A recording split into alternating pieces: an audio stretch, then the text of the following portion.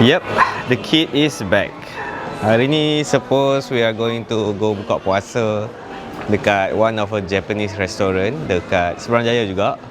But since we got out early 5:30 and don't know where to go, end up datang dekat Uniqlo ni. Nampak tu dia dah capai something. Apa yang dia tengok tu? So right now we are waiting for the time to buka puasa. Welcome back to the vlog. Kenapa nak ambil warna gelap? Nak suruh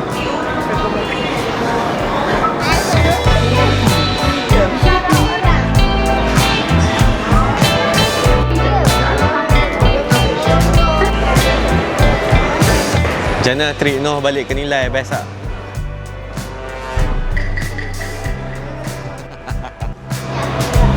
Sana.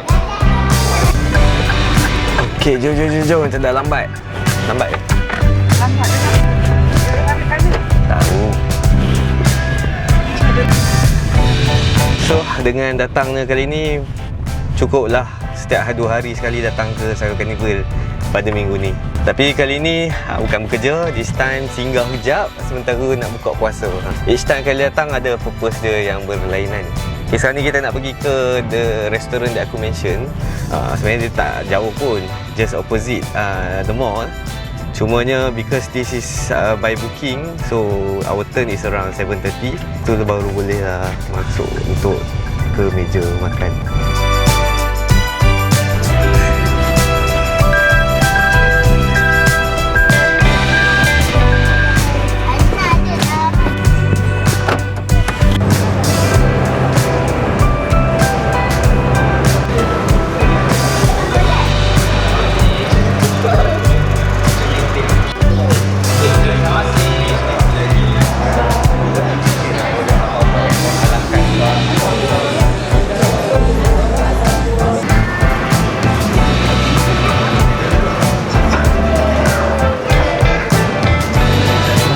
So right now we are dekat Samurai Yakiniku, which is the Seberang Jaya outlet.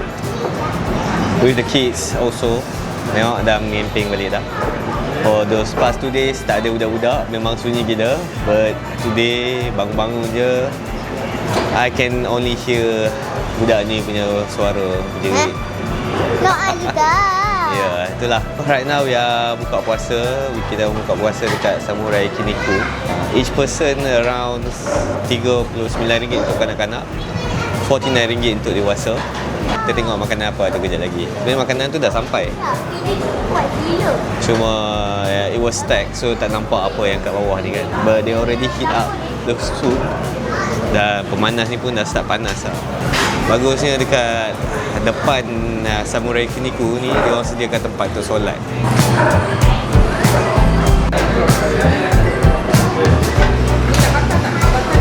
Pak siap. Dah ada kambing. Kambing ni akan jadi rebutan. Ni.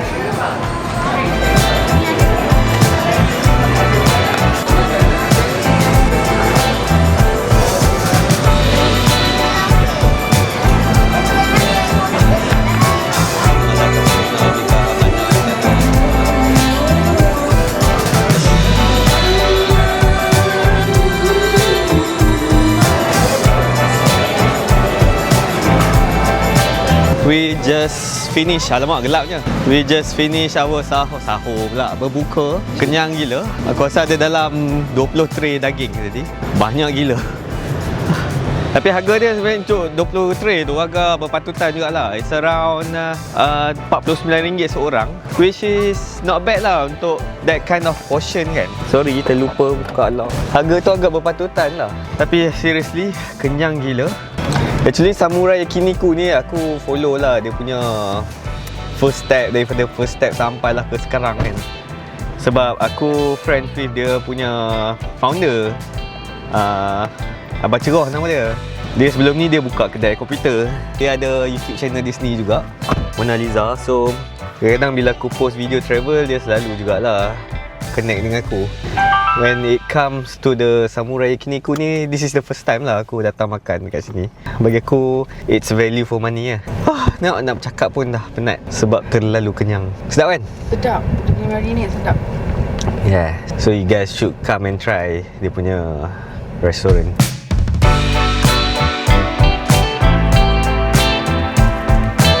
Alah, lupa buka lampu. Okay, we are now waiting for the laundry to dry. Meanwhile, bolehlah aku cakap something kan. Sebenarnya tadi I was planning to cakap sesuatu at the restaurant, tapi the music is quite loud. Aku takut video aku kena copyright. Tadi dekat Samurai Yakiniku restaurant kita orang buka puasa. The food is quite good and the portion is quite a lot lah. Kalau aku makan seorang, memang sebenarnya sangatlah banyak. Restoran tadi pun sebenarnya agak penuh lah. Every table are occupied. Yang bagusnya, owner restoran dia sediakan tempat solat dekat hadapan premis. So which is very thoughtful lah bagi aku, especially semasa bulan Ramadan ni kan. And the thing is, I actually know the owner of the restaurant. Aku tak tahulah dia ada partner ke apa, but I've been following him for quite some time. I think been few years, more than 5 years. Aku rasa around pandemic lagi, sebelum pandemic lagi aku dah follow him.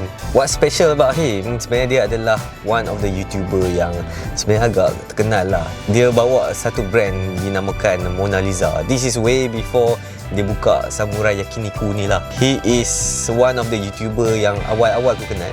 Dia ada satu YouTube channel, Mona Lisa, which he talk about tech and gadget. Dulu dia punya channel adalah one of my reference bila aku cari barang-barang tech. Honestly, aku sebenarnya agak fascinate dengan dia punya capability. Kau nak tahu, dia bukan saja ada company yang menjual barang-barang tech, barang komputer. At the same time, he own the Samurai Yakiniku, dan tak silap aku dia ada coffee house yang dinamakan Hattori Cafe kot, tak silap aku. And at the same time, dia jadi tech reviewer. So bayangkan berapa banyak kerja yang dia handle at one time.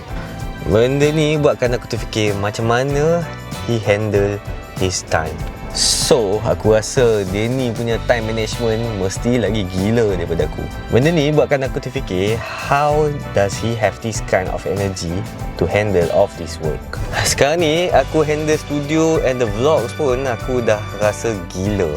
Tak adalah gila, letih lah.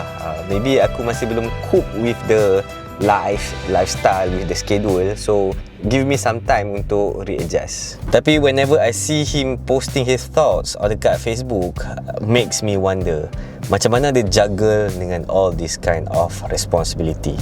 Aku tak kenal dia rapat pun, cuma I've been following him on the Facebook, so aku baca banyak dia punya thoughts, and I'm kind of impressed with him lah. Thought of knowing this kind of people exist kan, who can do multiple things, sebenarnya memang sangat mengagumkan aku.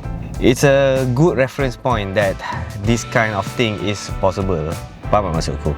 We actually can see a living proof of people who can do multiple things at one time. Yeah, orang-orang macam ni wujud tau. So to me, it's important to have this kind of reference point. It's a good reminder that we can actually capable to do this kind of things. So, Abang cerah kalau tengok video ni, can you share how did you manage to do it? Sorry, kamera tu bergoyang-goyang. Aku tak ada tempat nak anchor the camera. Pergi tengok je Okay, by the way, nanti untuk studio raya, kita orang actually ada buka gerai lah untuk promote our business dekat situ, which is dekat Uptown Perda ni. So aku rasa aku pergi tengok kejap tempat tu.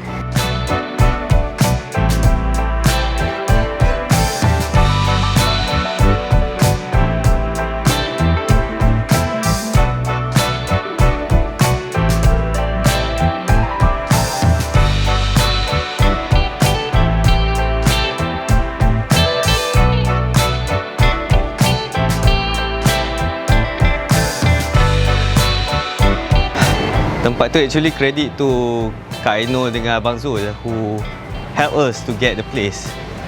Tak tahulah lama mana kita orang akan buka, but we'll try to market our studio kat sana.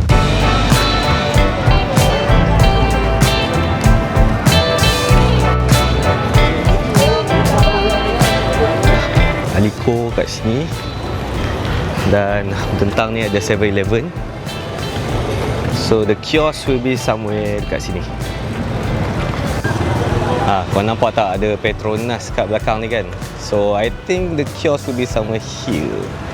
Nanti aku tanya dia orang balik. Oh, orang dah start ramai lah dekat Uptown Bandar Perda ni. Usually setiap tahun tempat ni memang meriah lah untuk orang cari barang untuk raya. Era pun dah start jual. Tengok songkok pun dah start dijual. Lepas tu tengok dah start jual tudung-tudung. So tempat ni akan meriah lah. By the end of Ramadan, tempat ni akan penuh. Kita orang plan nak buka dekat Uptown tu, bukan nak buka booth untuk shoot kat situ. Cuma just offline marketing. Sebab kita orang rasa it's important to promote the business to the local lah, instead of just blast dekat social media. So offline marketing is the most important parts of the sales lah. Jadi we decide untuk masuk ke Uptown. Alhamdulillah lah, ada pertolongan daripada Kak Ainul dengan Abang Zul. We get a spot dekat situ juga. Aku rasa dia betul-betul kat tengah. So it's just nice lah, rezeki.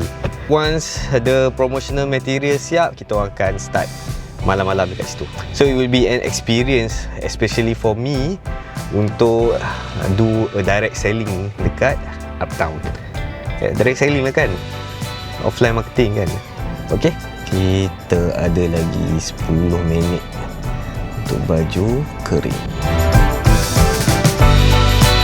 Okay, balik pada cerita ni. My main point is I'm not telling you to idolize someone, but it is good to have someone as a reference point untuk you, so that you can learn something from those people, especially bila kita buat something yang lebih kurang sama. Tak adalah kita perlu handle sampai 3 business, buat YouTube, kemudian tulis occasionally write talks. No, I'm not talking about that, but I was talking about to have someone that will inspire you, to motivate you, to make yourself feels better. Aku rasa takat itu saja vlog untuk kali ni. Actually the intention of this vlog sebenarnya aku cuba tu bukan saja untuk keep inspiring you guys, tapi it was a good reminder untuk aku jugalah. Sebenarnya dalam throughout the vlog, aku tak tahu pun aku nak vlog pasal apa. When things happen, that is when I think about topik that I want to talk about. Aku tak terfikir pun nak cerita pasal Abang Cerah ni, tapi bila sampai kat restoran dia, tiba-tiba benda ni datang in my head. Okay, I think that's it.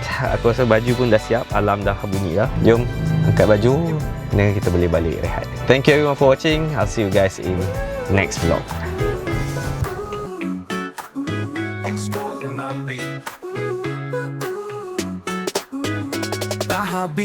Dah habis vlog hari ini sampai sini. Jangan lupa, jangan risau, jumpa lagi esok pagi.